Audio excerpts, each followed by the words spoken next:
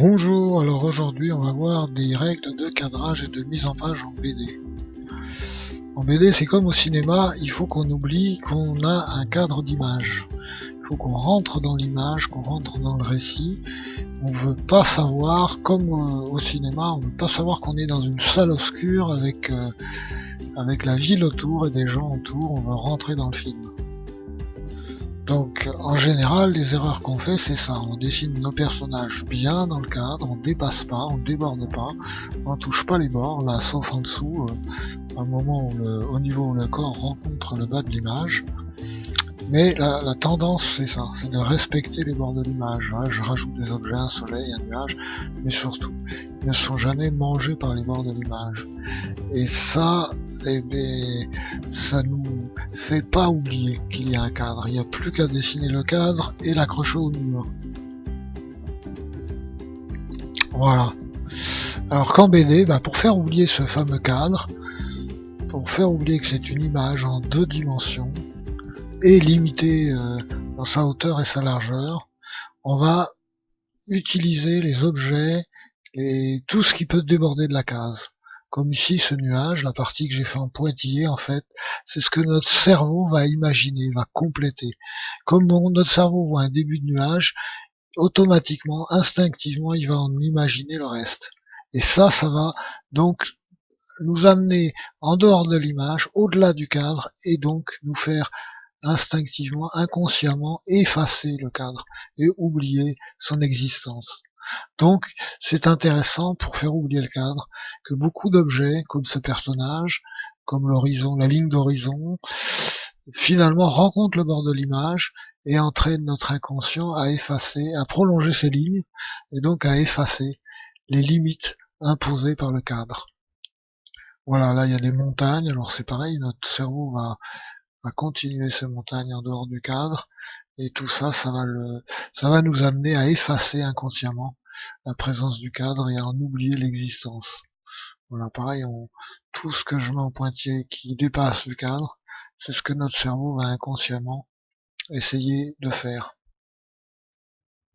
En fait, on l'invite par ces objets en partie coupés par la bordure du cadre, on invite le cerveau du lecteur à voir plus vaste, à voir plus loin que le cadre.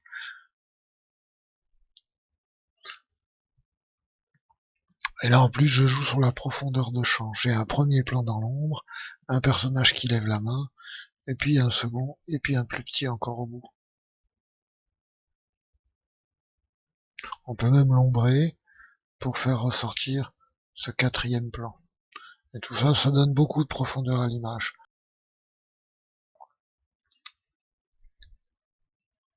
Là, on va voir comment utiliser le sens de la lecture pour donner l'illusion du mouvement.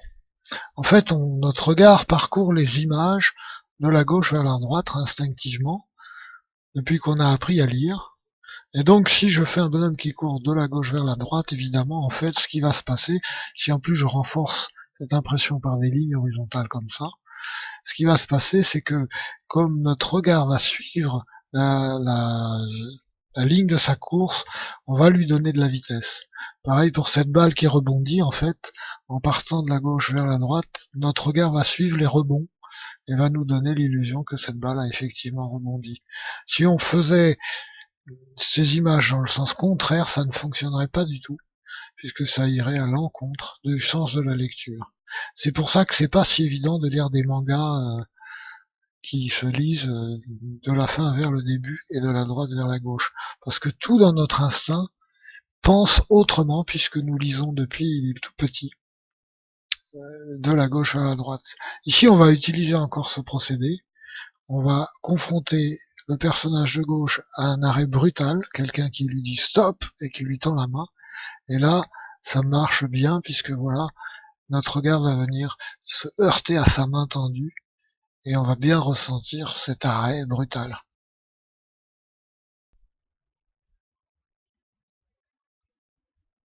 Autre exemple de mouvement à présent, utilisant toujours le sens de la lecture, l'impression d'un coup donné à quelqu'un. Ça pourrait être un coup de raquette dans une balle, un coup de pied dans un ballon. C'est toujours le même principe. Là, je dessine un boxeur, le bras tendu vers son adversaire, le bruit qui fait pof, et comme vous voyez, j'ai un peu rallongé le bras qui frappe, il est un peu plus long que ce qu'il devrait être, pour accentuer encore l'impression de mouvement. Et je penche l'adversaire en arrière, comme s'il prenait le coup. Donc là, on a déjà une bonne impression de choc, mais j'ai collé le poing au visage de l'adversaire.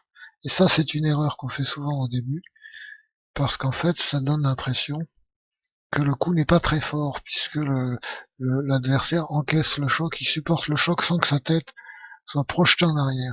Ici, on va refaire le même boxeur, toujours dans le sens de la lecture, qui va suivre le long de son bras, qui va donner de la vitesse à son bras en fait. Mais vous voyez, je dessine le visage de l'adversaire un peu plus loin que l'endroit du poing, si bien que ça va donner l'impression que le choc lui a projeté la tête vers l'arrière, vers la droite.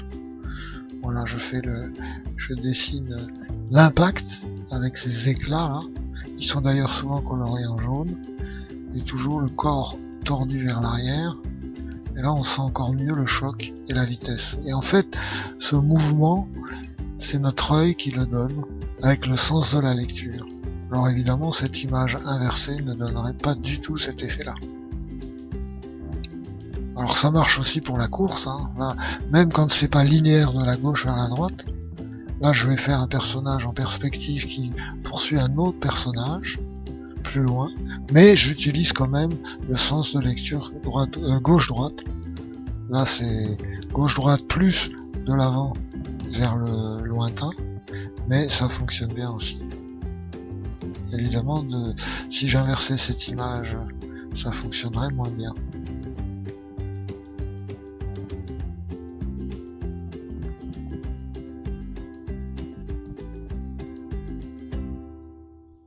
Là, on va travailler sur la profondeur de champ. Là, je commence par un premier plan dans l'ombre, un bâtiment, le bord d'une maison par exemple. Ça pourrait être peut-être le tronc d'un arbre assez large. Premier plan. Deuxième plan, un personnage, les mains dans les poches, là par exemple. Je le fais aussi un peu à contre-jour. Peut-être qu'il est dans l'ombre du feuillage de l'arbre, si c'est un arbre. Voilà. Alors, premier plan, deuxième plan. À moins qu'ils soient côte-côte et situés sur le même plan chacun. Plus loin, un personnage qui lui parle, par exemple. Ça pourrait être un western avec un duel de cow-boys qui se lance un défi. Voilà. Et encore derrière, une ligne de bâtiment. Avec devant eux des personnages à l'échelle des bâtiments. Et donc là, on a plusieurs plans qui se succèdent pour donner de la profondeur à l'image. Là, je rajoute encore un objet vers le premier ou le deuxième plan pour renforcer cette idée de profondeur. Hop, quelques détails, j'utilise les lignes du sol pour intensifier la perspective et on a une image qui a de la profondeur de champ, qui nous fait oublier qu'on est seulement en 2 dimensions. Et en plus, toutes ces lignes qui rejoignent les bords de l'image, les nuages, la maison, l'arbre sur la gauche, font que nous allons prolonger ces objets et oublier le cadre d'image. Ici, c'est un autre exemple de profondeur de champ où au lieu de partir sur des objets proches qui sont dans l'ombre et aller vers des objets lointains qui sont mieux éclairés, on va faire l'inverse. On imagine des gens dans une grotte, la grotte est éclairée de l'extérieur, quelqu'un se tient à l'entrée, il est éclairé par la lumière du jour, mais derrière lui se tiennent des personnages qui eux sont dans l'ombre de la grotte. Alors là, on peut les ombrer, et ça va faire ressortir ça va bien séparer les plans les uns des autres. Si en plus la partie blanche derrière dans la grotte, je la colorie entièrement en noir, alors là on aura noir, hachuré et éclairé, et on aura bien 3 plans distincts. Ici, je vais encore utiliser ce procédé. Le premier plan, là, la flèche que j'ai faite, elle est en 3 dimensions, nous montre d'où vient la lumière. Elle vient d'en haut à gauche et elle va vers la nuque du personnage devant. Alors le premier plan est éclairé, lui donc il reste dans la lumière, et derrière il y a quelqu'un qui est sous un auvent, sous une tente, et lui va être entièrement dans l'ombre. Ça c'est intéressant pour séparer le premier plan du second plan. Voilà, mon personnage là il est sous sa tente, et derrière cette tente ombrageuse, derrière cet espace ombragé par la tente, on a des passants qui déambulent dans la rue et qui eux sont à nouveau éclairés. Et tout ça, ça donne beaucoup de profondeur à mon image. Si en plus j'ajoute une montagne derrière, et si j'épaissis le trait qui entoure mon premier plan et mon second plan, ça les sépare bien des plans suivants. Et on a une image qui a beaucoup de profondeur et qui nous fait oublier qu'elle est en réalité tout à fait plate. Ça, c'est très utilisé en bande dessinée. Mais j'ai peu utilisé l'épaisseur des traits moi-même. Parce que quand j'épaississais mon trait d'ancrage pour donner, séparer les différents champs, les différents plans dans mon image, ça raidissait mes personnages, ils étaient moins expressifs, ils étaient moins mobiles. Alors j'ai renoncé à cette façon de faire et j'ai gardé un trait toujours de la même épaisseur. Et je différencie mes plans par la couleur. Soit en l'éclaircissant de plus en plus allant vers le bleu, puisque plus on s'éloigne, plus il y a de l'air entre notre œil et l'objet regardé, et en jouant des ombres. Comme ici, l'arbre qui est à droite est dans l'ombre, ce personnage-là va être dans l'ombre aussi, mais vous voyez là j'épaissis. J'ai élargi le trait autour du contour de l'arbre, et là j'élargis le trait autour du contour de ce personnage, mais un peu moins que l'arbre, pour indiquer qu'il est plus loin que l'arbre. Évidemment, les bulles ne subissent pas ce traitement. Ça les rendrait trop visibles, or les bulles c'est comme les cadres d'image, il faut plutôt les oublier. Donc on ne les travaille pas beaucoup. Voilà, on a un personnage en second plan, et là je fais une femme en troisième plan. Pareil, je vais un petit peu épaissir le contour de sa silhouette pour la détacher du fond, mais moins épais que le personnage qui est à l'avant-plan. Et donc derrière ces trois premiers plans, l'arbre, l'homme de dos et la femme de face, je fais des passants, une ligne de bâtiment, ça pourrait être de la forêt, de la montagne, enfin peu importe, un paysage, et tout ça, ça nous donne de la profondeur. Et à chaque fois, je touche bien les bords de l'image. Comme ça, tous ces objets vont être prolongés par notre cerveau, par notre inconscient, et donc complètement nous faire oublier que l'image est coincée dans un cadre. Et en plus des petits nuages encore derrière, qui eux sont tout à fait, sont pas du tout épaissis. Comme ça, on comprend qu'ils sont encore derrière les bâtiments. Encore plus loin. Et là, voilà, on a une image avec beaucoup de profondeur. C'est simple et efficace. Et tous les dessinateurs de BD utilisent ces procédés.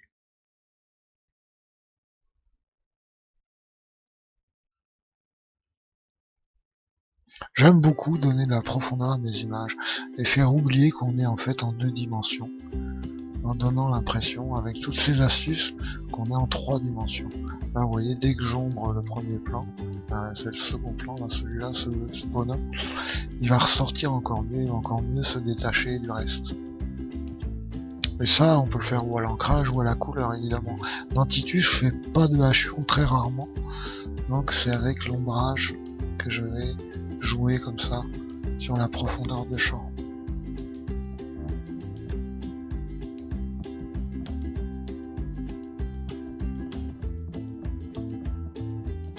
Voilà, j'espère que vous ferez un bon usage de ces nouvelles techniques et qu'elles vous seront utiles pour nous faire oublier le cadre d'image et oublier que les images ne sont pas en 3 dimensions.